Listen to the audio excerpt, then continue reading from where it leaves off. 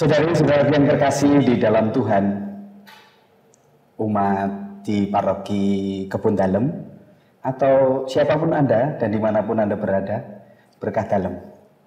Semoga Tuhan senantiasa melimpahkan berkatnya untuk kita semua. Selalu menarik kalau kemudian kita berbicara mengenai perkawinan di dalam gereja Katolik.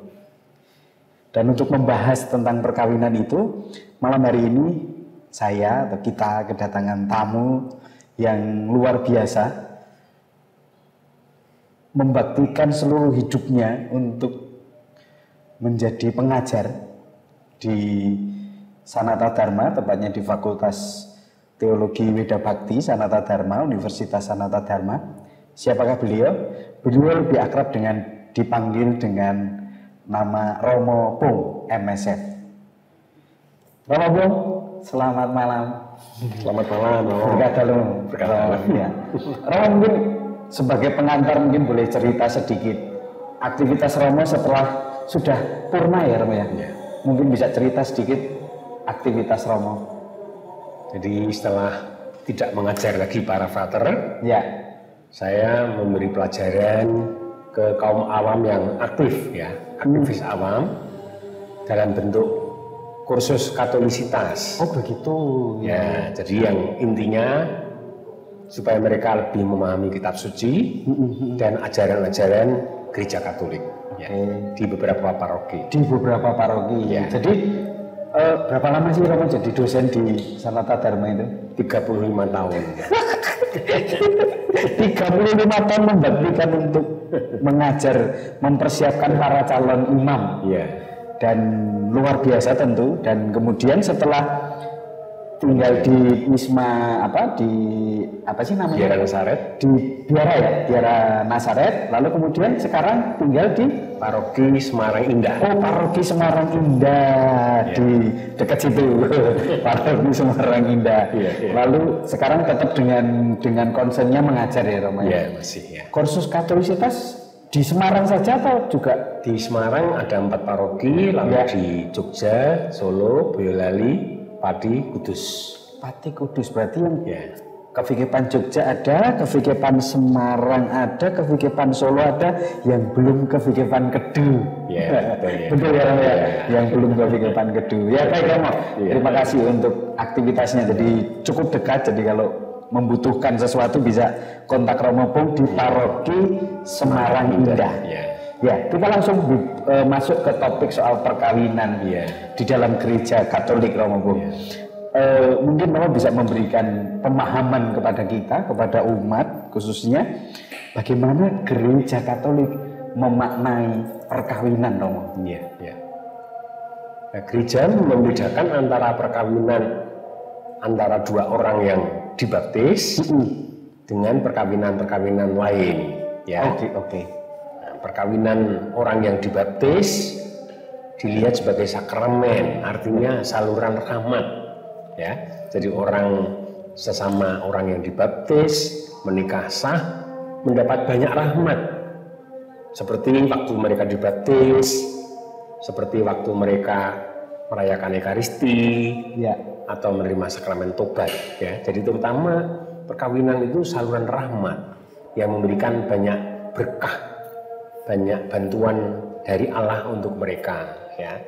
Sedangkan perkawinan lain itu dilihat sebagai sebuah ikatan permanen antara seorang pria dan seorang wanita. Ya. Jadi permanen itu penting sekali. Gereja tetap menuntut perkawinan lain itu permanen. Ya, meskipun mereka bukan orang Katolik. Ya, itu. Iya. Lalu kalau kemudian tadi Romo Pung menjelaskan soal perkawinan itu pada hakikatnya antara orang baptis, lalu yang lainnya. Ya. Baptis sendiri harus dimaknai seperti apa, Romo? Baptis itu sebetulnya pengangkatan seseorang menjadi putra putri Allah. Ya, jadi dia beriman, kemudian Allah menanggapi, menganugerahi martabat baru, sebagai putra putrinya. Sebelum dibaptis, manusia hanyalah citra Allah. tetapi sesudah dibaptis menjadi putra putri Allah. Oke. Itu juga karena rahmat lewat sakramen itu ya. Iya, iya. Ya. Artinya juga baptis itu baptis baik di dalam gereja Katolik atau Di luar gereja Katolik. Di luar gereja Katolik. Iya, ya. Apakah semua baptisan di luar gereja Katolik itu lalu dianggap, kan ada dalam perbincangan itu ada baptisan yang diakui oleh gereja Katolik, ada yang tidak diakui, itu bagaimana Romo? Ya. Yang diakui itu yang menggunakan air, ya, dan yang menggunakan rumus Tritunggal. Jadi aku membaptis dalam nama Bapa dan Putra dan Roh Kudus. Dan itu menggunakan air. Jadi dua aspek itu yang menentukan sahnya sebuah sakramen baptis. Oke. Ya. Berarti kalau tidak itu, tidak artinya forma itu tidak terpenuhi, masuknya ke seperti orang yang tidak perkawinan lain gitu ya. Ya. Oke. Ya. Perkawinan campur beda agama seolah-olah. Iya. Iya. Ya. Oke Romo.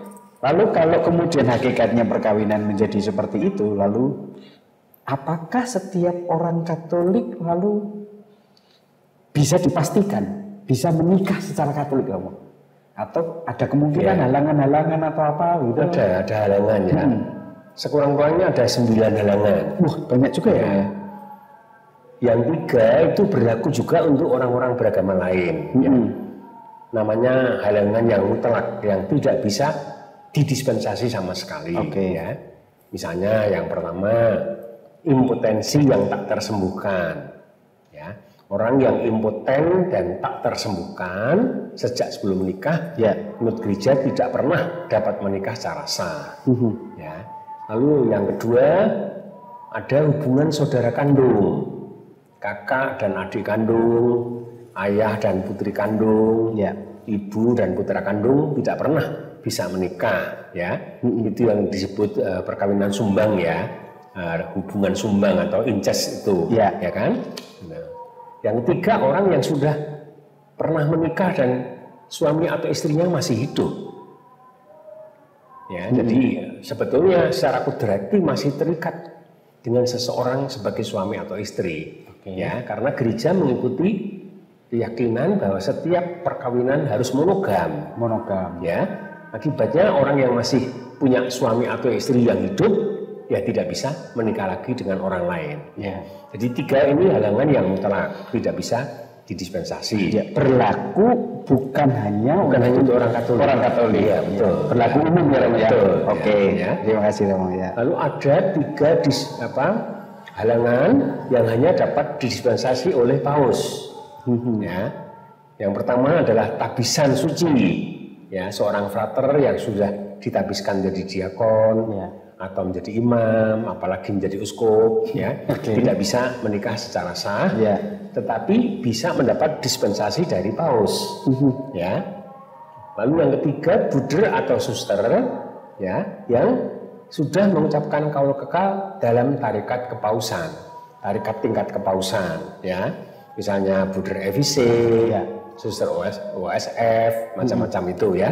Itu juga membutuhkan dispensasi dari paus, ya. Yang ketiga itu pembunuhan suami atau istri, ya. Misalnya orang membunuh suami atau istrinya mau menikah lagi, ya, itu membutuhkan dispensasi sampai dari paus. Uskup tidak bisa, ya.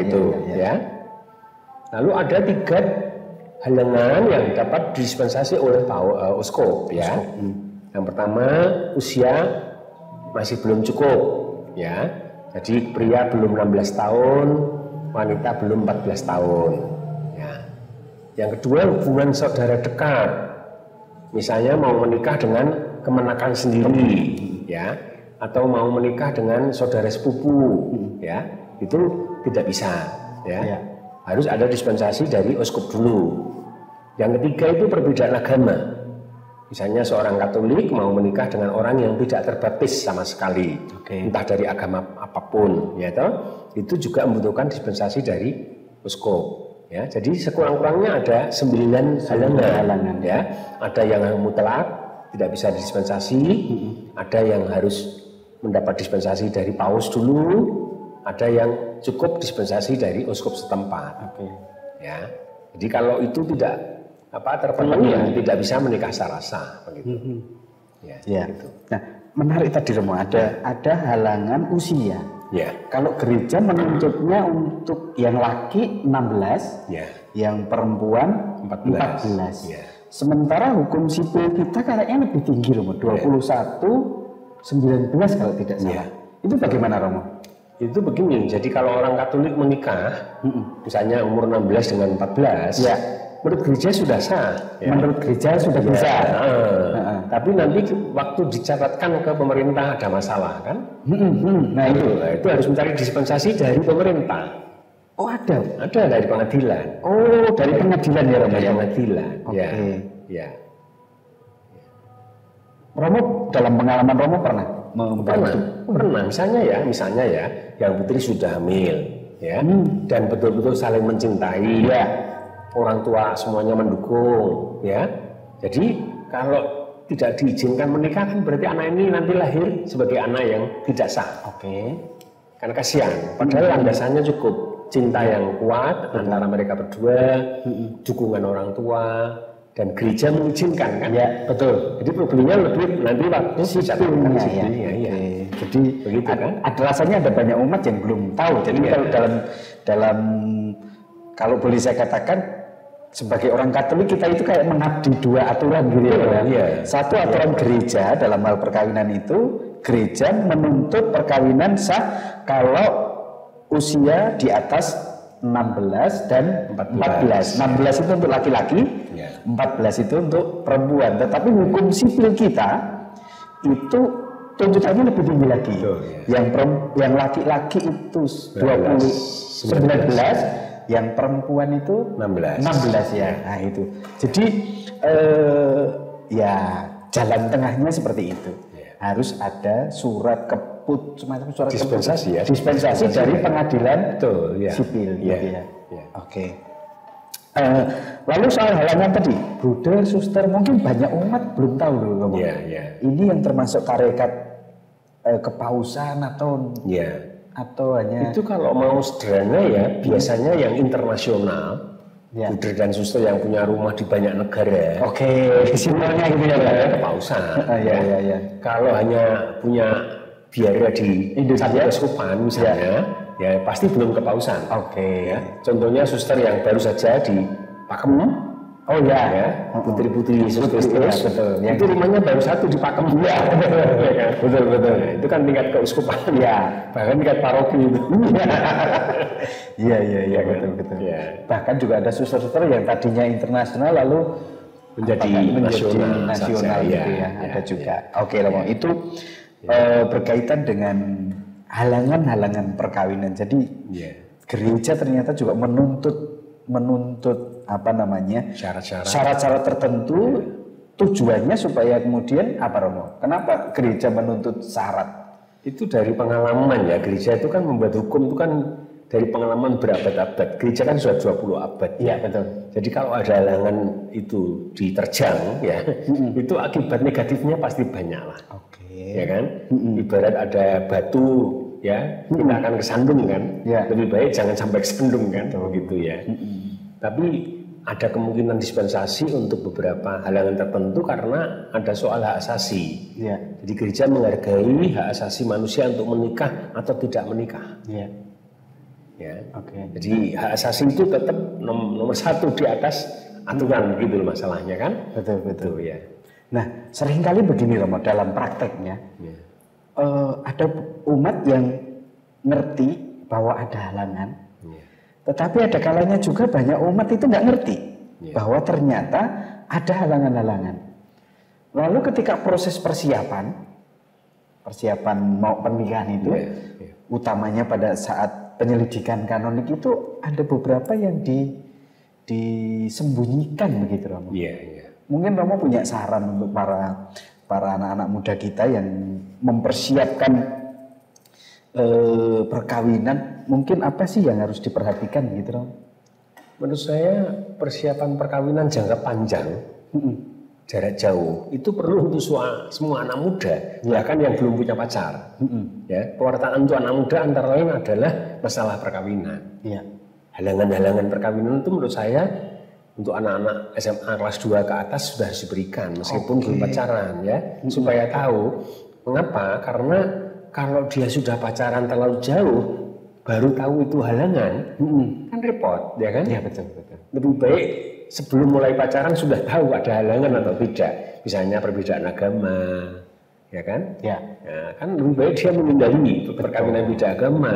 Kalau itu nanti membutuhkan dispensasi, syaratnya juga tidak ringan, ya kan? Ya. Jadi pewartaan untuk anak muda itu sebaiknya ada kaitannya dengan perkawinan dan pekerjaan. Karena itu dua hal itu yang paling penting untuk mereka kan, menikah dan bekerja kan? Ya. Jadi fokusnya mesti ke sana untuk pewartaan anak muda kan? Ya. Nah, bisa dikemas dalam bentuk campaign, ya. Soal caranya bisa ya kan? Tapi supaya ada sosialisasi mengenai pandangan gereja mengenai perkawinan jauh sebelum mulai pacaran. Ya. Kalau sudah baru akan menikah kemudian ikut kursus itu sebenarnya agak terlambat karena sudah kebacut. Kami sudah saling mencintai masa gitu kan? Ya. Dan persis banyak calon yang sudah sampai ke kanonik pun nggak ngerti loh. Makanya memang mengenai halangan perkawinan itu perlu ada sosialisasi yang kuat ya, terutama untuk anak-anak muda ya, gitu, supaya tahu ini halangan jangan diterjang begitu loh, ya kan? Dan ini sebenarnya malah harus dibuka ya Romo ya. Betul, bukan untuk ditutupi ya. Bukan, ya harus termasuk tugas para Romo berarti. Iya. Jadi tugas saya juga untuk menyampaikan kepada Anda. Ayo anak-anak itu mari kita belajar tentang ini. Halangan khususnya halangan perkawinan. Supaya kita makin ngerti dan karenanya kemudian tidak berusaha untuk menutupi atau malah menerobosnya. Oke. Baik, pembicaraan tentang hakikat atau makna perkawinan menjadi sangat menarik. Ternyata ada yang tidak diperjuangkan dari apa yang dihayati oleh gereja, apa yang diajarkan oleh gereja. Itu semata-mata supaya perkawinan di dalam gereja Katolik tetap terjaga kekudusannya sekali seumur hidup. Pembicaraan menarik dan akan kita lanjutkan setelah yang berikut ini.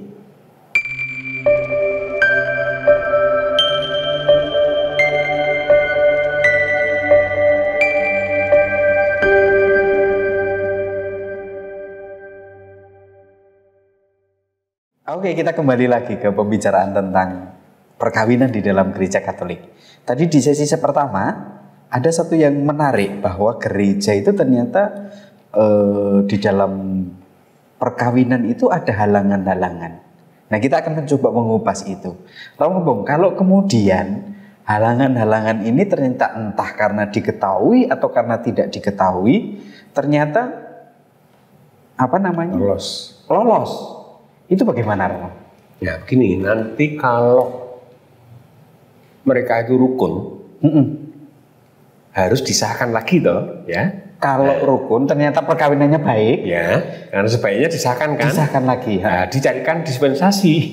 Ya kan, kalau baru ketahuan ada halangan ternyata, ya, dicarikan dispensasi dulu, baru kemudian disahkan. Ya kan, tidak perlu dibatalkan karena rukun. Iya. Nah, tapi kalau nggak rukun kan ini ada kesempatan untuk bubar kan. Iya, betul. Ternyata ada halangan yang diterjang dan nggak ketahuan kan? Iya, betul. Jadi itu suatu kenikatan yang menguntungkan. Seperti eksiltan ini ya, Pak. Oke. Dan itu bisa artinya berangkat dari bukti atau keluarga. Mereka merasa ada sesuatu dan lapor kepada membicarakannya dengan Romo, atau malah justru dari pihak Romo yang tahu keluarga nggak ngerti ya Romo ya? Biasanya Romo tidak proaktif biasa dalam hal itu ya. Kalau rukun-rukun saja Romo diam-diam aja gitu. Ya kan? Nah, nanti kalau mereka datang ada masalah dan betul-betul nggak bisa diperbaiki lagi, ya ternyata kita melihat ternyata sebetulnya nggak sah. Lalu kita perjuangkan supaya perkawinan itu dibatalkan oleh keuskupan. Karena ada indikasi yang jelas bahwa perkawinan ini memang tidak sah sejak awal kan. Nah, nanti tugas pengadilan keuskupan mencari bukti secara legal. Itu tugas mereka. Ya. Romo paroki hanya melihat indikasi. Ya. Ya, ada indikasi nggak kemungkinan dibatalkan. Oke. Begitu. Ya. Lalu soal pembatalan ini juga masih banyak umat kita yang nggak ngerti dengan tepat, Romo. Sebenarnya bagaimana dimaknai sebenarnya pembatalan ini, Romo? Istilah pembatalan itu sebenarnya tidak tepat. Karena membatalkan berarti nggak jadi kan? Betul. Padahal ini sudah jadi. Sudah jadi kan? Jadi yang tepat itu adalah pernyataan bahwa perkawinan yang semula dikira sah terbukti tidak sah. Nah, memang agak panjang tapi menjadi lebih jelas kan? Iya. Pernyataan bahwa perkawinan yang semula dikira sah, dianggap sah, ternyata tidak sah. Oke. Nah, itulah yang disebut pembatalan. Tapi istilah pembatalan terlalu singkat dan nggak jelas sebetulnya. Iya. Karena kalau pembatalan itu berarti nggak jadi ya. Betul. Tidak jadi, padahal ini sudah jadi. Sudah terjadi beberapa tahun yang lalu kan? Iya. Kalau ada perkawinan yang dibatalkan lalu atau katakanlah dinyatakan bahwa perkawinannya yang seolah-olah itu tidak ada sah. Itu ternyata tidak ada atau tidak sah, efeknya apa, Romo? Tadi kalau orangnya rukun ya kan. Kalau orangnya rukun ya disahkan kan? Iya. Dengan mencari dispensasi kalau perlu. Betul. Kalau nggak rukun ya bubar baik-baik kan? Memang tidak sah, ya kan? Lalu bisa menikah lagi dengan orang lain. Bisa menikah lagi. Nah, berarti kalau gini gampangnya. Gereja itu kan tidak mengenal perceraian. Lalu dengan istilah yang salah kaprah dengan pembatalan tadi, bedanya apa? Nah, bedanya kalau perceraian itu artinya diakui perkawinan itu sah. Diakui perkawinannya sah. Oke. Tapi gereja kan punya wewenang untuk menceraikan perkawinan-perkawinan tertentu. Ya. Jadi gereja yang menceraikan. Ya, perkawinannya sah, tapi gereja menceraikan. Ya, oke. Kalau pembatalan, gereja suruh membuktikan perkawinan yang tampaknya sah tadi tidak sah. Tidak sah sejak awal. Sejak awal. Jadi kuncinya itu di awalnya ini ya. Jadi tidak ada perceraian kan? Betul. Memang tidak sah. Tidak sah sejak semula gitu ya. Gitu kan.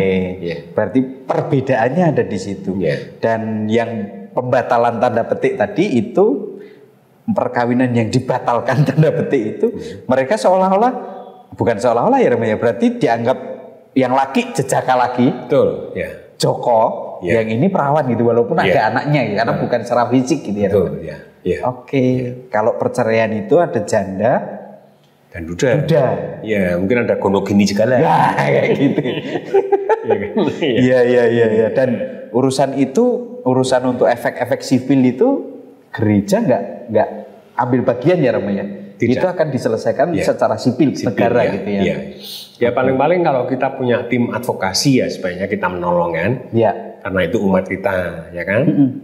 Misalnya mencari LBH dari Universitas Katolik yang mungkin bisa membantu pihak Katolik supaya tidak dirugikan dalam pengadilan kan. Beberapa waktu lalu ada Romo Projo Semarang yang sudah diangkat sumpahnya menjadi advokat baguslah di Jogja. Itu moga-moga nanti bisa membantu banyak untuk pastoral ini. Nah, oke Romo, itu soal pembatalan. Kalau kita tahu bahwa selain hakikat ada juga tujuan perkawinan. Dan teologi gereja itu juga berkembang. Apakah sejak semula tujuan perkawinan yang dimaksudkan oleh gereja itu ya begitu atau mengalami perkembangan, Romo? Ya, kalau mau jujur sebetulnya perbedaan pendapat sudah ada dalam kitab suci. Ya. Jadi kitab Kejadian 1 dan kitab Kejadian 2 itu dari dua pengarang yang berbeda. Ya toh? Kitab Kejadian 1 itu mengatakan bahwa perkawinan itu mengarah ke keturunan. Betul. Ya. Kitab Kejadian 2 mengarah ke kesatuan suami istri. Ya kan? Dan ini dari dua pengarang yang berbeda. Ya. Dalam sejarah dua-duanya ini sebetulnya bersaing terus, ya. Beriring. Ya, betul. Baru pada awal abad 20, pada tahun 1917, dalam kitab hukum kanonik, kitab hukum mulai memihak. Memihak pada Kejadian 1. Dengan mengatakan bahwa tujuan primer perkawinan adalah keturunan. Jadi dia lebih memihak pada penulis kitab Kejadian 1, ya kan?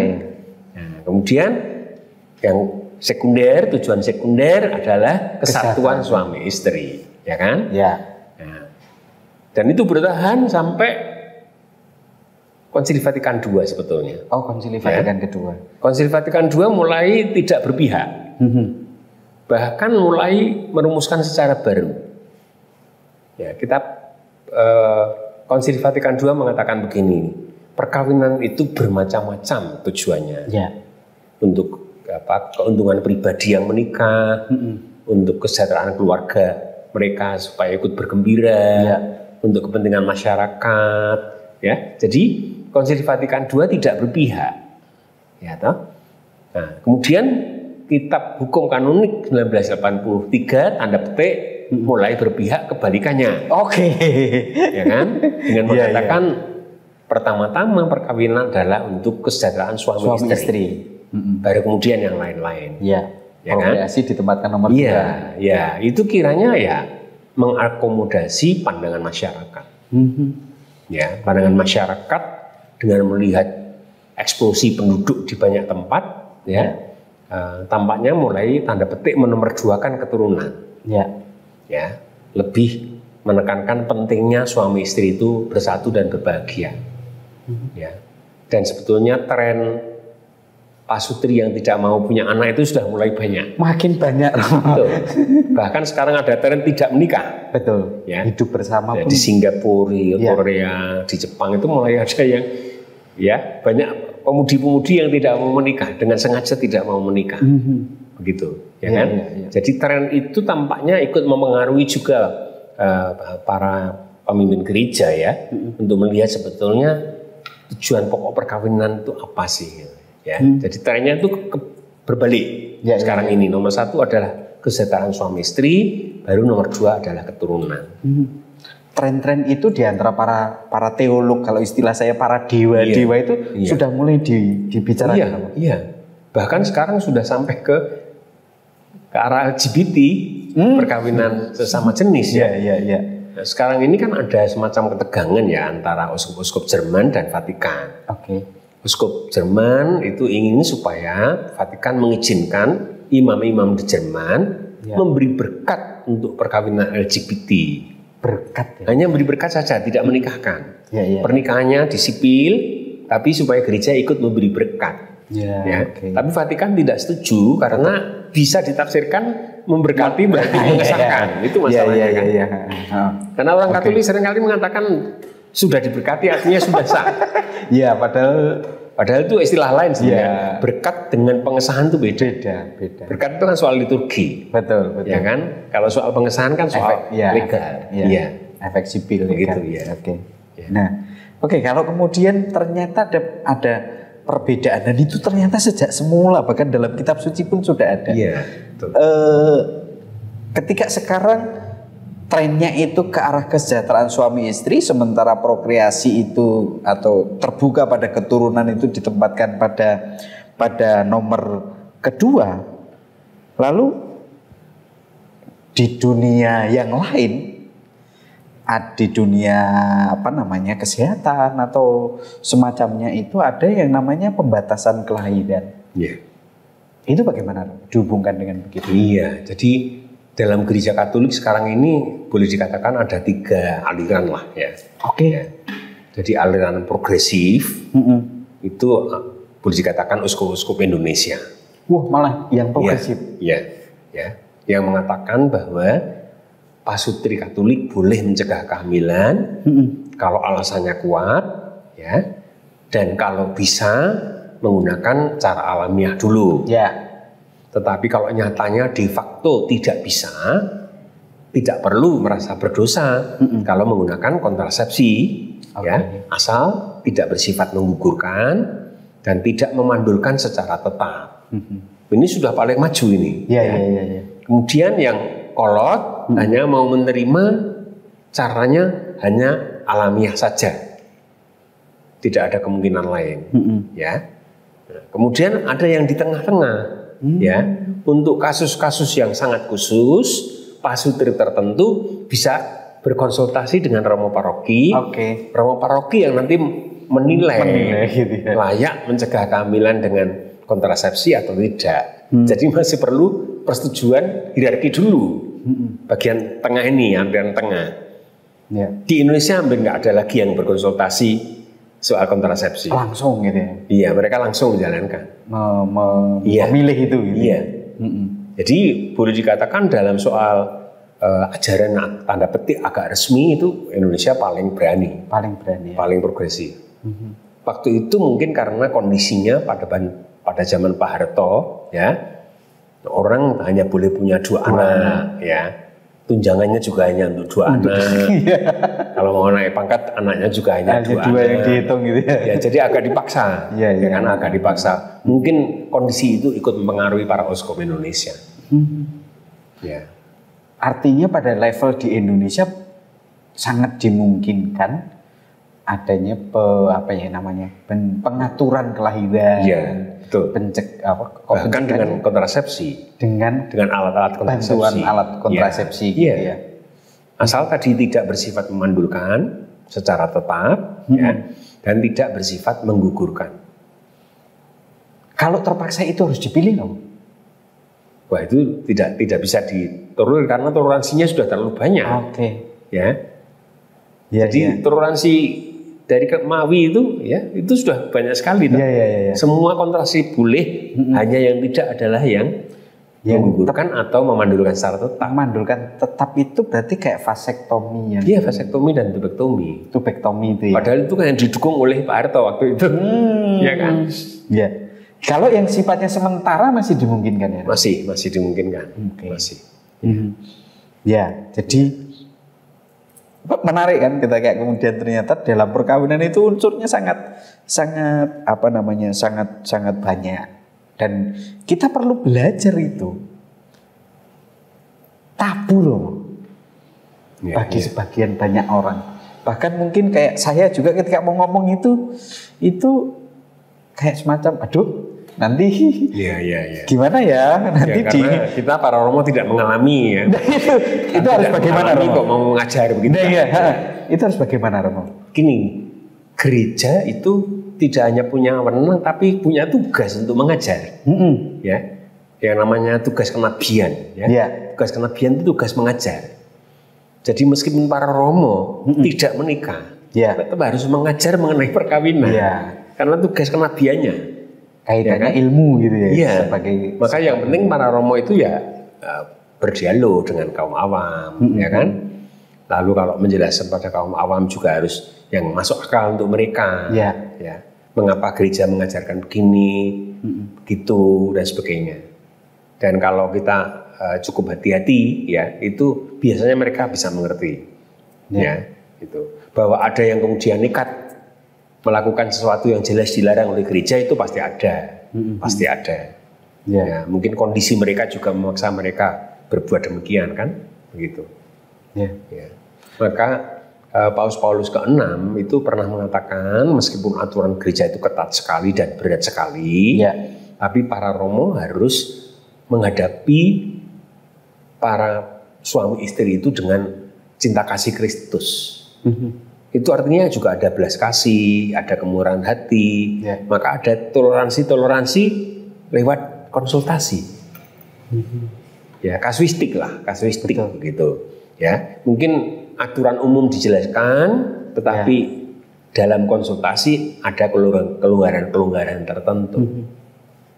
Dan dalam banyak pengalaman juga banyak umat itu ketika mau berkonsultasi soal ini kayak ada perkewo kayak sungkan begitu. Iya. Mungkin Romo punya sesuatu yang mau disampaikan untuk umat kaitannya sama ini, Romo. Ya itu baik kalau kadang-kadang ada rekoleksi pasutri, ya membicarakan mengenai pandangan gereja mengenai perkawinan, termasuk mengenai pencegahan kehamilan. Ya.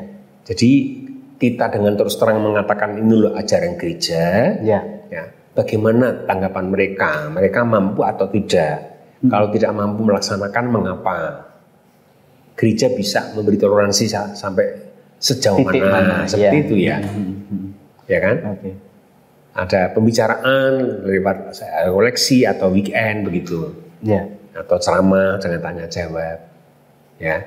Yang jelas kalau khotbah kan nggak pas ya kan. Betul. Iya Bukan kan? jangan forum khotbah lah gitu kan. Iya kan? Karena itu dari wajil sampai ini ada gitu. Iya. Harus meng-create apa namanya kegiatan-kegiatan tertentu gitu ya. Iya, untuk sosialisasinya. Betul. Oke, terima kasih Romo. Usulan yang luar biasa dan sedikit agak mundur ke soal pembatalan lagi Romo. Ada satu saya jadi teringat. Seringkali pembatalan ini terjadi pro dan kontra. Di satu sisi ada umat yang demikian saklek, pokoknya perkawinan itu ya kudus, suci. Pembatalan apalagi kemudian yang berikutnya menikah lagi ini dianggap kemudian mengaburkan makna perkawinan. Apalagi kemudian di keuskupan kita juga ada praktek-praktek misalnya pro effecto civilitatum itu Romo. Mungkin Romo bisa memberikan sedikit pencerahan untuk kami Pak. Menjembatani ini. Jadi umat harus diajak untuk memahami perbedaan antara perceraian dengan pembatalan. Ya. Kalau pembatalan itu sebetulnya perceraian terselubung, ya kita gereja salah. Ya. Jadi mencari-cari alasan supaya seolah-olah pembatalan, padahal sebetulnya itu perceraian. Gereja tidak jujur kalau begitu kan. Ya. Nah, pembatalan yang benar itu adalah menunjukkan kebenaran. Gereja menunjukkan kebenaran. Ini sebenarnya nggak sah. Ini loh buktinya, ya kan? Jadi kita harus menjaga kebenaran. Kalau memang tidak sah, jangan dibilang sah, ya kan? Jadi kita juga berbohong kalau mengakui perkawinan itu sah, padahal sebetulnya tidak sah kan? Tapi juga berbohong kalau sebetulnya itu sah, kita cari alasan seolah-olah tidak sah. Dibuat-buat, ya. Maka pengadilan gereja harus terdiri dari orang-orang jujur, ya. Tidak boleh orang yang mencari-cari, ya. Untuk mencari-cari membenarkan pembatalan, tidak boleh, ya. Jadi harus betul jujur, ya, bahwa ini memang ada bukti tidak sah, ya. Umat itu tadi bingung atau malah protes karena tidak tahu sungguh perbedaannya. Ya kan, mengira seolah-olah sekarang kok gereja bisa menceraikan. Betul. Ya kan? Betul. Maka untuk mereka sering kita beri bukti ekstrim. Ya, ini sebetulnya tidak sah. Misalnya ngaku Joko ternyata sudah cerai, ya kan? Masa ini tetap akan dilanjutkan perkawinan yang kedua ini, ya kan? Padahal dia masih punya suami di pulau lain, ya kan? Nah itu dengan contoh ekstrem itu mereka lalu tahu, oh ya itu pembatalan. Ya lebih sulit itu kalau alasannya psikis, ya kan? Itu lebih sulit menjelaskan dan apakah penafsiran kita atas masalah psikis itu benar atau enggak, ya? Maka harus sangat-sangat kritis. Pengadilan gereja harus sangat kritis. Jangan-jangan hanya karena kepingin menolong, mencari-cari alasan untuk membatalkan. Ya. Karena itu di sana harus ada salah satu anggota yang kritis, yang membela kesatuan perkawinan istilahnya. Defensor vinculi. Oh, namanya defensor vinculi. Membela ikatan perkawinan. Dia harus kritis supaya jangan sampai pengadilan menyatakan tidak sah padahal sebetulnya sah. Begitu. Berarti itu dua hal yang memang sangat berbeda. Dan yang diperjuangkan gereja adalah sahnya perkawinan. Tadi kalau istilahnya pembatalan tidak tepat, kalau saya mencatat tadi pernyataan terbukti tidak sahnya perkawinan itu justru untuk menjaga kebenaran dan menjaga kekudusan perkawinan itu bukan untuk menceraikan. Bukan menceraikan. Dan memang tahapnya juga lama. Prosesnya juga tidak gampang.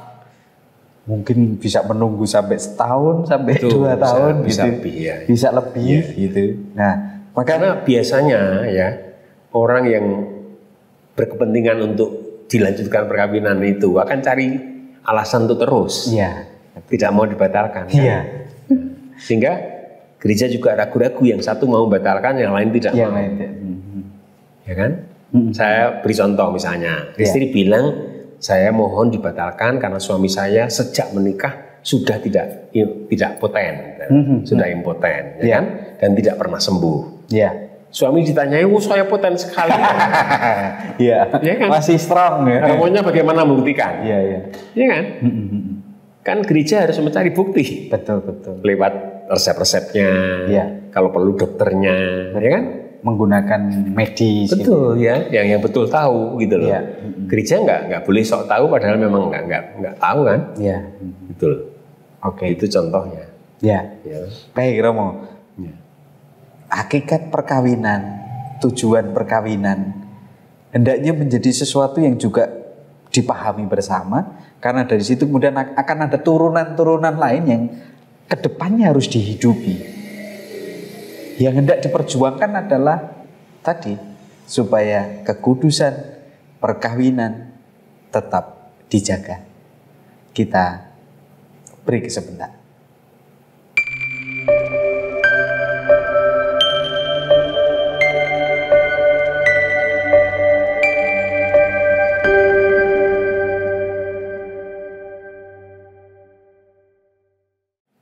Kita sudah berbicara tentang makna perkawinan, tujuan perkawinan, dan juga bias dari pembicaraan itu adalah kita tadi sudah membicarakan soal adanya pernyataan tidak sahnya sebuah perkawinan, atau bolehlah tetap digunakan istilah pembatalan. Maka boleh dong kita melanjutkan mengenai kalau ada pembatalan berarti ada kemungkinan untuk pengesahan perkawinan dong. Iya. Itu. Mungkin Romo bisa memberikan penjelasan yang sedikit lebih panjang soal pengesahan perkawinan dong. Iya. Jadi di setiap paroki itu ternyata cukup banyak ya yang sebetulnya perkawinannya tidak sah. Oke. Ya. Tetapi karena dia pendatang, ya, tidak ada yang tahu ya. Semua mengira dia perkawinannya beres-beres saja, ya, ke gereja, bahkan mungkin Terima komuni. Ada yang ketua dewan paroki, pernah. Ada yang jadi ketua dewan paroki, lolos. Yang kami pernah itu ini, ketua prodiakon. Ya, misalnya kan, ya ternyata perkawinannya tidak belum sah kan. Iya. Nah, ya toh? Karena yang sipil. Padahal menurut gereja, ya, orang yang perkawinannya menurut gereja Katolik belum sah, tidak boleh menerima komuni. Ya. Tapi dalam halangan. Kebanyakan kan menerima komuni. Betul. Ya. Kemudian yang lain mungkin juga tidak tahu bahwa perkawinan tidak sah dan sebagainya. Ya.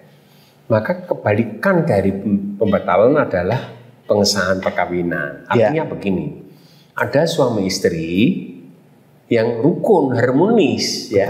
Tetapi setelah ditelusur ternyata sebetulnya perkawinannya tidak sah. Ya. Ya memang harmonis itu positif, tapi bahwa tidak sah itu kan negatif, ya kan? Nah, maka yang negatif ini mesti dijadikan positif, ya kan? Wong dia rukun kok, ya. Nah, rukun untuk apa diteruskan situasi tidak sah? Ya. Nah, lebih bagus disahkan wong kamu rukun kan? Nah, disahkan. Lalu dicari penyebabnya mengapa dulu tidak sah, ya. Mayoritas itu karena dulu yang satu sudah Katolik, yang lain tidak dibaptis dan tidak menikah secara Katolik, ya kan? Orang Katolik menikah tidak secara Katolik, itu menurut gereja Katolik tidak sah. Nah, maka kalau rukun, ya tinggal mengesahkannya.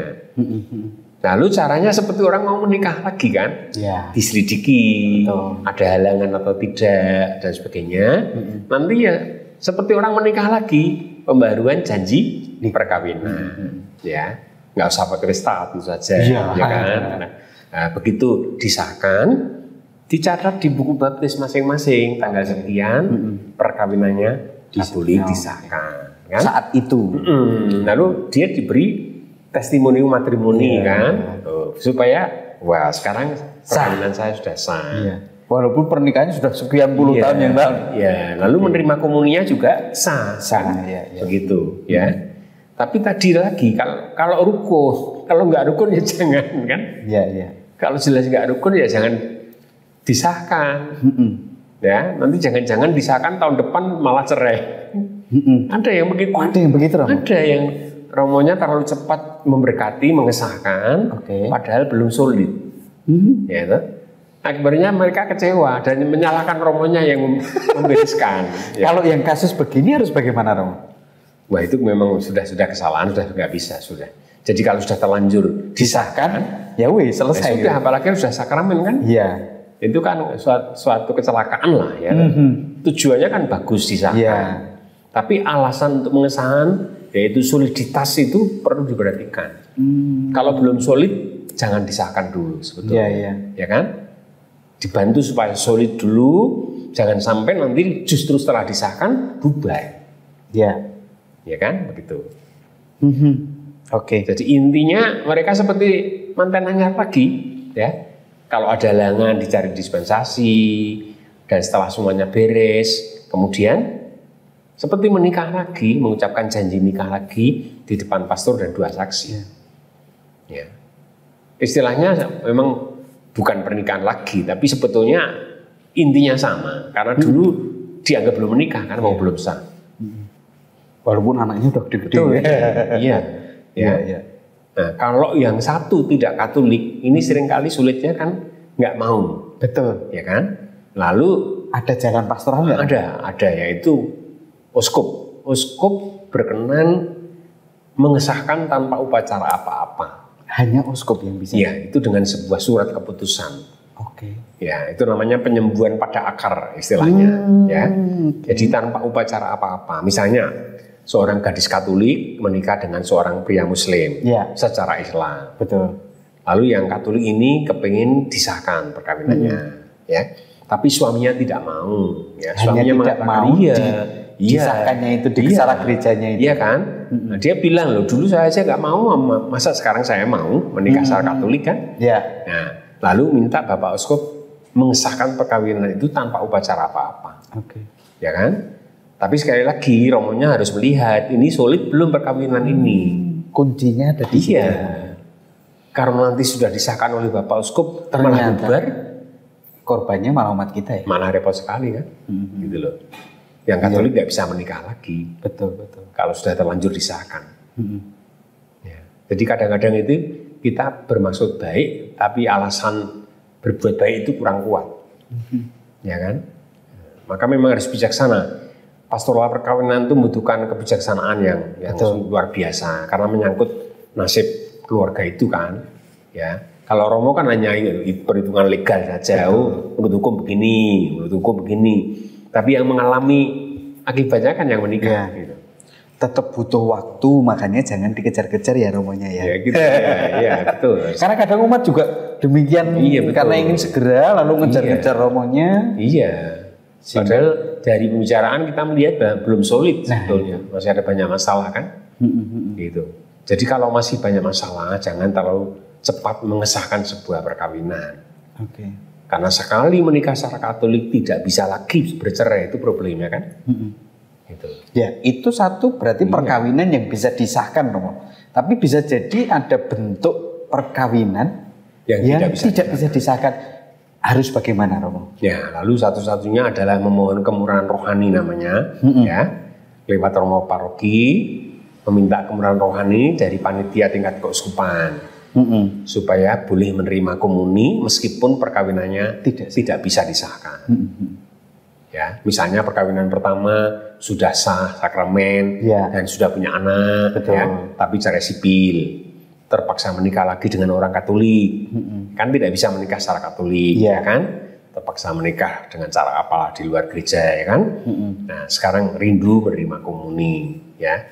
Ya, lewat Romo Paroki memohon kemurahan rohani, izin menerima komuni meskipun perkawinannya tidak mungkin disahkan, ya kan? Ya, biasanya perlu ada dukungan tertulis dari pengurus lingkungan dan Romo Paroki. Betul. Ya kan? Ya. Nah, dukungan tertulis ini penting supaya nanti kalau ada yang protes, ya punya bukti saya sudah didukung oleh pengurus lingkungan dan oleh Romo Paroki. Ya. Begitu. Itu pun harus teruji oleh waktu dulu juga. Betul, tidak serta-merta sekarang menikah secara di luar gereja, besok minta kemurahan rohani, tidak juga begitu ya. Karena harus harmonis dulu perkawinannya. Harus teruji oleh waktu. Ya, itu 5 tahun biasanya. Iya, sekitar 5 tahun rukun. Ya, sekitar 5 tahun Rukun. dan juga tunjukkan buktinya bahwa Anda layak mendapatkan kemurahan rohani itu. Betul, ya. Rajin ke kegiatan, rajin pelayanan, rajin di gereja, tapi tetap tidak terima komuni. Itu berat loh. Iya, betul. Itu berat. Ya. Karena harus menunggu sekian lama, butuh kesetiaan. Tetapi kalau dari lingkungan melihat itu, romonya juga melihat itu, rasanya kok tidak ada yang perlu dikhawatirkan Betul. untuk mendapatkan kemurahan rohani itu. Ya. Nah, ada juga fenomena begini loh. Tadi kan menikah, lalu kemudian bisa di pernikahan berikutnya bisa disahkan, ada yang tidak bisa dipisahkan, tetapi ada juga yang memilih untuk tidak menikah, Romo. Fenomena apa namanya, single parent. Ya. Menurut Romo bagaimana? Ya, gini, PBB itu tahun 1948 ya mengeluarkan rumusan mengenai hak asasi manusia. Ya. Itu apa saja, termasuk menikah atau tidak menikah itu hak asasi manusia. Ya, maka gereja juga menghargai rumusan PBB itu. Ya, maka gereja juga berpendapat seperti PBB bahwa menikah atau tidak menikah merupakan hak asasi. Ya, tetapi begini, itu pilihan itu harus landasannya masuk akal, positif.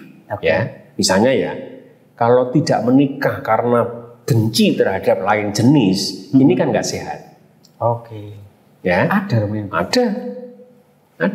ya, punya fobi terhadap lain jenis. Ya, trauma tertentu, ya kan? Pengalaman masa lalu. Atau karena semangat materialistik. Ya, saya sebagai wanita sudah punya gaji sekian. Nanti kalau menikah mungkin malah suami saya kurang kasihan, kurang pede atau gajinya kurang, ya kan? Betul. Ya, jadi merasa eman begitu dengan uangnya kan? Ya, ini kan negatif. Gereja pasti tidak mendukung. Ya, jadi harus positif. Positif itu misalnya begini ya, ada banyak contoh di paroki-paroki kita. Ada pemudi yang usianya sudah 30 tahun. Ya. Sebetulnya masih punya pemikiran untuk menikah, tapi sekarang masih harus ngurus bapak ibunya yang sakit parah. Tidak mungkin membayar perawat full timer. Ya. Dia mengabdikan seluruh hidupnya untuk bapak ibunya dulu. Jadi gambarannya itu nanti kalau bapak atau ibu saya dua-duanya sudah meninggal, saya baru akan melihat menikah atau tidak. Ya kan? Ada yang umurnya sampai 45, bapak ibunya nggak mati-mati. Ya kan? Ya kan? Setelah 45 kan sulit untuk menikah, ya kan? Nah, jadi orang seperti ini orang yang positif, cukup positif, ya, karena ingin mendedikasikan hidupnya untuk orang lain dengan nilai yang lebih tinggi. Betul, ya kan? Ya. Jadi gereja harus menghargai orang-orang seperti itu, ya. Orang tidak menikah memang bukan demi gereja, bukan, ya, tapi demi kemanusiaan. Nilai yang lebih ya namanya. Betul, demi kemanusiaan, ya. Karena memang itu hak asasi kan, bukan kewajiban, bukan. Menikah itu bukan kewajiban, itu pilihan kan. Gitu. Oke, Romo, gitu kaitannya dengan fenomena single parent. Ada juga fenomena yang menarik, Romo. Utamanya ini terjadi di hampir di perkotaan maupun di desa, sampai paroki pinggiran. Menikah, punya anak, tetapi karena orang tuanya itu pekerjaannya dan macam-macam, harus ke luar dan macam-macam. Ada yang anaknya dititipkan ke simbahnya, ke neneknya. Ada juga yang sepenuhnya itu ditangani oleh asisten. Apa sih namanya itu ya? Asisten bantu rumah tangga, babysitter. Iya, babysitter kayak gitu. Itu sebenarnya bagaimana, Bang? Itu sehat nggak sih, Romo? Itu pasti tidak ideal ya, tidak ideal. Tapi apakah ada di dunia ini yang ideal semua kan enggak? Ya. Jadi kalau harus mencari penghasilan di luar rumah dan tidak mungkin mengajak anak yang masih bayi, ya, tidak ada pilihan lain kan? Ya, tidak ada pilihan lain. Ya, jadi ya sudah, ya. Jadi apa yang masih bisa dibuat itu selalu realistis dapat dilakukan, ya toh. Nah, Tapi kalau bisa orang macam itu harus refleksi. Bisa nggak mengubah penghasilannya, mengubah cara kerjanya, jam kerjanya, supaya tidak meninggalkan anak pada orang lain, ya kan? Karena bagaimanapun cinta orang yang pernah mengandung itu berbeda dengan cinta orang lain, nggak bisa diganti, ya. Bahkan dalam gereja dikatakan peran ayah kandung pun tidak bisa diganti sebetulnya. Tidak bisa diganti. Iya, karena ayah kan juga ayah kandung, ya kan? Jadi ayah dan ibu kandung itu tetap penanggung jawab utama perkawinan, anak-anak, pendidikan anak-anak, begitu. Iya. Ya, toh? Gitu. Dan jangan lupa soal tadi ya, soal prioritas, ya, penghasilan dan kewajiban mendidik, ya kan? Anak-anak, begitu ya kan? Dulu kan janjinya kan juga begitu. Iya, betul, ya. Ya, mendidik anak-anak bukan hanya secara ini, tapi juga pendidikan agamanya, iya betul. Pendidikan ya. imannya. Iya. Ya, karena kadang-kala soal pendidikan iman ini banyak orang tua yang bahkan menyerahkan seutuhnya pada gereja, pada sekolah dan lain sebagainya. Orang tua kurang berani untuk bahkan mengajari doa-doa pokok pun tidak diberi. Tidak di ini. Bahkan Romo, saya menjumpai ada fenomena ini Romo. Menikah secara Katolik, keluarga Katolik, anak-anaknya itu tidak segera dibaptiskan. Tapi menunggu sampai ada yang menunggu sampai umur 7 tahun. Ada yang sampai kamu boleh baptis kalau sudah 17 tahun. Menurut kamu gimana Romo ini? Harus diapakan yang begini nih Romo? Itu Pak, ya jelas melanggar perintah gereja. Ya, melanggar janjinya sendiri. Ya kan? Ya, tanda petik itu suatu tindakan yang salah sudah. Karena dengan sengaja melanggar. Ya.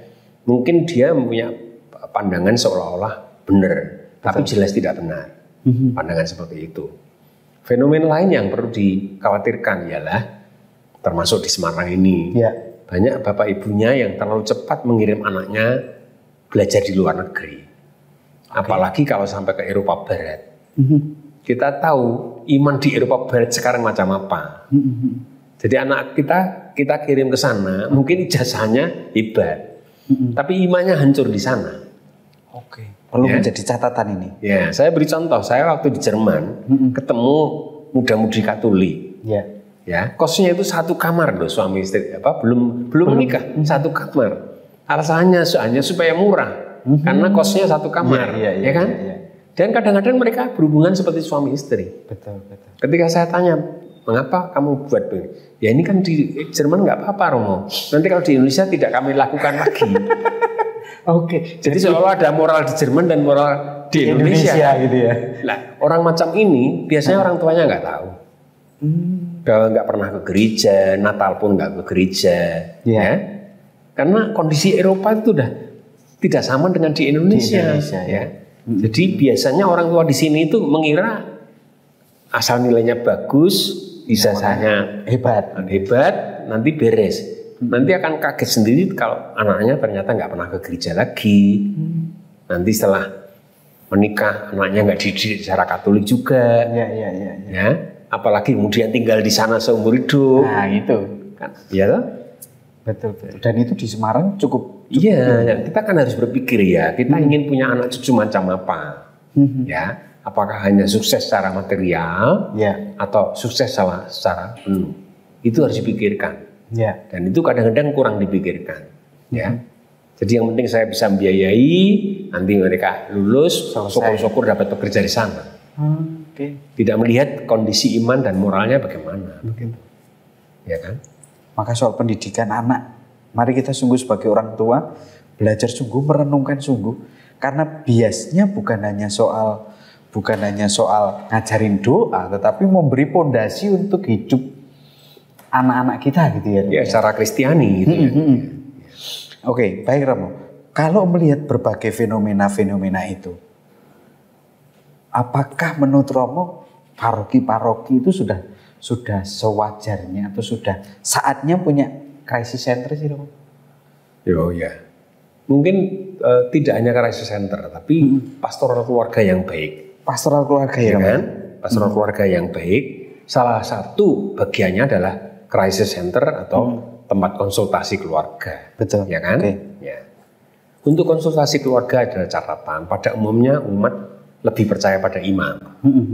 Pertama-tama karena tidak akan membocorkan. Betul. Ya. Konsultasi pada kaum awam, apalagi yang bukan profesional, seringkali pembocorannya itu yang dikhawatirkan. Oke. Ya kan? Iya, Itu. Makanya meskipun sudah pasang kantor konsultasi, menerima konsultasi, nggak datang orang, ya kan? Karena takut jangan-jangan nanti dibocorkan. Ya. Ya. Ya. Maka kalau kita menggunakan konsultan awam untuk pastoral keluarga, ya harus ada trust dari umat. Maka sebaiknya dipilih yang profesional. Ya. Jadi kalau dia profesional, dia punya kewajiban menjaga yang namanya rahasia jabatan. Ya. Ya kan? Dan harus membuktikan bahwa dia memang mampu menjaga rahasia jabatan. Ya. Kemudian yang sangat-sangat berhubungan dengan hukum gereja pada umumnya hanya bisa ditangani oleh seorang imam. Ya kan? Mungkin konsultasinya lewat konsultan awam dulu, tapi kelanjutannya begitu proses hukum akhirnya toh harus ke Romo lagi kan? Ya. Jadi tetap posisi sentral imam penting sekali di situ. Maka istilahnya kan pastoral keluarga, artinya ada kaitannya dengan pastor kan? Iya kan? Pastoral, Jadi apa yang bisa dikerjakan oleh awam dikerjakan oleh awam, tapi ada bagian yang tampaknya tetap harus imam sendiri yang menjalankannya. Begitu ya. Tidak seutuhnya diserahkan kepada tenaga-tenaga awam. Betul, ya. Romo harus menjadi bagian utama dari pastoral keluarga itu. Betul, ya. Lalu pastoral keluarga ini kan minimal dibagi dua untuk pasangan suami istri umum yang membutuhkan masukan-masukan, semangat ya dalam bentuk rekoleksi, misa keluarga, macam-macam itu ya. Dan yang memang perlu konsultasi pribadi. Ya. Mayoritas sebetulnya tidak memerlukan konsultasi pribadi.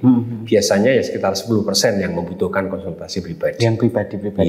Iya. Selebihnya justru malah yang kita harus bertawaran. Tawaran ya, seminar sehari, rekoleksi setengah hari, weekend, kadang-kadang ada retret keluarga, ya, retret pasutri. Dan itu selayaknya dibuat di paroki ya. Iya. Jadi makin banyak tawaran, makin banyak yang terjangkau.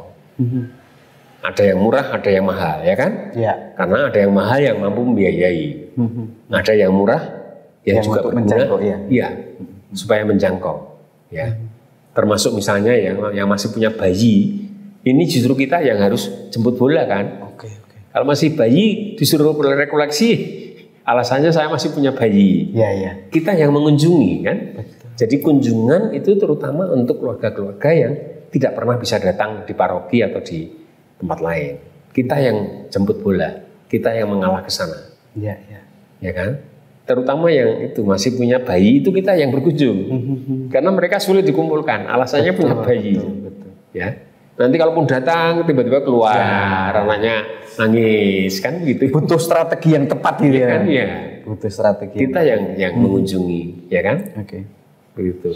Berarti dengan demikian bentuk pastoral-pastoral keluarga ini boleh saya katakan itu juga menjadi bagian dari bukti bahwa kemudian gereja hadir menemani keluarga-keluarga ya. Iya, sebetulnya gereja atau paroki itu biasanya disebut community atau communion of communities. Ya kan? Jadi selnya adalah yang namanya gereja domestik ya, gereja rumah tangga selnya kan. Kalau bergabung bersama-sama terjadilah lingkungan, terjadilah wilayah, terjadi paroki. Tapi konkretnya itu kan keluarga-keluarga. Paroki itu kan suatu istilah yang sebetulnya abstrak. Ya, anggotanya kan semua keluarga. Betul. Ya kan? Maka selnya itu yang harus hidup ya. Selnya hidup supaya yang besar ini akhirnya hidupnya memang sungguh-sungguh hidup. Tidak hanya yang lahiriah, organisatoris saja. Tapi ternyata kan bagian-bagian selnya itu hidup. Sungguh Kristiani begitu, ya kan? Nah, dengan kunjungan itu kita bisa menjangkau yang tidak pernah mau datang ke paroki. Dan itu ada, cukup banyak yang tidak gampang ditarik ke paroki itu cukup banyak. Kita yang mengalah ke sana. Dan ada juga yang ke paroki lain, tetapi karena hanya sifatnya itu bisa. liturgi, misa, Ya. sehingga juga pendampingan Itu nggak ada kesatuan dengan umat paroki kan? Iya, itu seperti orang yang lepas toh sebetulnya. Betul. Mereka butuh sapaan ya Romo ya. Iya. Gitu. Oke. Nah, pembicaraan yang luar biasa. Dan ini kemudian menjadi tantangan yang tidak mudah juga. Butuh sinergi antara tim pelayanan keluarga dan Romo Paroki. Bisa nggak kira-kira tim keluarga Paroki Kebun Dalem bersinergi untuk mencoba menunjukkan bahwa kita hadir untuk keluarga-keluarga. Dan ini sesuatu yang makin hari rasanya perlu kita buat. Kita harus sedikit memaksa, kita harus sedikit bekerja keras supaya apa? Supaya gereja punya masa depan yang cerah. Sebagai bagian dari terakhir, mungkin Romo Pung bisa memberikan closing statement untuk kami sebagai sebagai catatan akhir lah kurang lebih begitu Romo. Salah satu langkah konkret yang mungkin dibentuk adalah membentuk para pengunjung keluarga, ya. Jadi merekrut orang-orang yang dengan tulus mau menyapa keluarga-keluarga. Targetnya bukan untuk memberi pelajaran, tapi mengunjungi, mewakili paroki, menunjukkan perhatian pada keluarga-keluarga. Ya, berkunjung saja, ya kan? Dari kunjungan itu, dari omong-omong yang tulus, pasti ada buahnya. Ya, biasanya nanti ada masalah-masalah yang perlu dibawa ke Romo Paroki. Orangnya nggak berani menghadap sendiri, kan? Nah, pengunjung keluarga ini menjadi pengantara. Nanti akan datang ke Romonya ada keluarga yang ternyata perkawinannya belum sah dan sangat rindu untuk disahkan, tapi nggak berani sowan sendiri. Nah, misalnya seperti itu kan? Iya. Nah, jadi Romo Paroki itu nanti akan tahu ada masalah-masalah yang memang perlu diselesaikan lewat para pengunjung keluarga ini. Nah, pengunjung ini harus dipilih orang yang tulus ya. Orang yang sopan, rendah hati, tulus. Mau buang waktu, ini kan buang waktu, mengunjungi keluarga kan buang waktu. Hanya untuk ngobrol ya toh. Bisa dipercaya ya. Betul ya. Ya. Jadi nanti mereka diberi pembekalan dan terus-menerus penyegaran. Masukan-masukan ya, bagaimana berkunjung dengan baik, bagaimana menanggapi masalah-masalah ya. Jadi mereka tidak boleh sok tahu ya. Jadi kalau nggak tahu bilang wah nanti saya harus menghadap Romo dulu. Menurut Romo solusinya bagaimana? Jangan tiba-tiba memberi solusi pada keliru begitu kan? Iya betul. Mereka harus menyadari keterbatasannya. Tidak semua masalah bisa mereka selesaikan. Ya, atau kadang kalaupun mereka tidak menyampaikan, oke, mari kita dulan ke tempat Romo yuk kita. Betul ya. Terus kadang-kadang ditutup dengan ngajak berdoa, ya kan, supaya ada suasana rohani dalam kunjungan itu. Jadi tidak hanya sekedar ngobrol, ya, tapi ada unsur rohaninya, doa bareng Salam Maria 3 kali, atau bagaimana, begitu kan? Nanti ada suasana doa bersama itu adalah suatu yang normal, gitu. Ya kan? Siapa tahu dengan begitu dia diingatkan bahwa nggak pernah berdoa, ya kan? Itu luar biasa. Ya kan? Sederhana tapi tembaknya kemana-mana. Iya, suatu sindiran yang mengena toh, ya. Ternyata Salam Maria nggak apa, Bapak kami nggak apa, kan ketahuan. Tanpa bermaksud mempermalukan. Iya kan? Tapi mengingatkan. Gitu. Ya. Oke Romo, terima kasih. Sungguh ide yang sangat luar biasa, gagasan yang sangat luar biasa. Dan mari coba nanti kita pikirkan, kalau kita di paroki ini bisa membuat itu, rasanya gereja kok happy ya. Rasanya masa depan Paroki Kebun Dalem itu kok cerah ya. Moga-moga kita bisa mewujudkan itu. Mari kita bersama-sama bersinergi, kita membangun gereja, mengembangkan gereja, khususnya melalui pastoral keluarga. Romo Pung, terima kasih banyak untuk waktunya. Sama-sama, Ji. Moga-moga nanti di lain kesempatan kita masih bisa ngobrol-ngobrol lagi. Saya lagi terima kasih. Dan akhirnya semoga pembicaraan ini bermanfaat untuk Anda. Dan bagi siapapun, khususnya umat di Paroki Kebun Dalem. Sampai jumpa di seri berikutnya, masih tentang pendidikan keluarga. Sampai jumpa, berkah dalem.